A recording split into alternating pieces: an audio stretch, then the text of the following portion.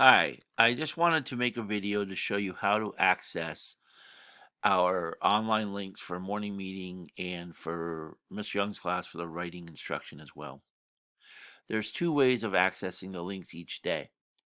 One is by going to Google and you can type in Waitsfield School and click on Waitsfield Elementary and you'll get to our school website.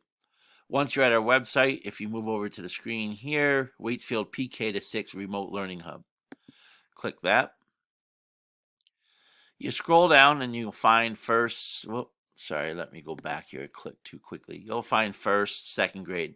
For Mr. Hubbard's class and for my class, it doesn't matter if you click first or second because the links are the same because we have the multi-age. So let me click grade 2 in this case, literacy, math, and science. You'll want to go over to this section right here. Click on that. This is where everything is listed for each subject area that we're covering right now. Okay, some will be for both classes.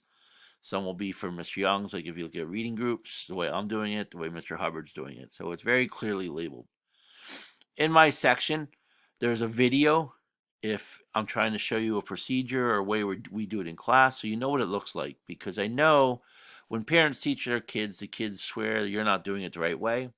I've witnessed it with my own kids through the years. So this way you can go to the video and say, look, this is how Mr. Young said we're doing it. This is the way we're doing it. Hopefully that saves you a headache or an argument. Also, I just hope it offers clarity. So if you're trying to access the morning meeting, you'd go over here and you would click the Zoom link for morning meeting link. And a screen will come up like this. It may say Open Zoom US. Mine will look a little bit different just because I have an account for work that I do. You'll join with your audio. Okay. Once you join, you should see the screen. If I'm already on, you'll see me. If you turn it on and you're the only person on there, it's because you're the first person there. If you turn it on and your screen is blank, it's most likely because your video camera has a red line through it, means it's muted right now. And anytime during the meeting, you can mute your video so we don't see what's on your end. So like if you need to get up, the kid needs to use the restroom, whatever it might be. Same with the audio. If you can hear us but we can't hear you, it's because your microphone is muted. If you go over here and unclick it, it will take the mute off and then I'll be able to hear you and responses your child might be giving. Okay. Once the meeting is over, you just have to close out. I'll end the meeting and I'll end the meeting for all.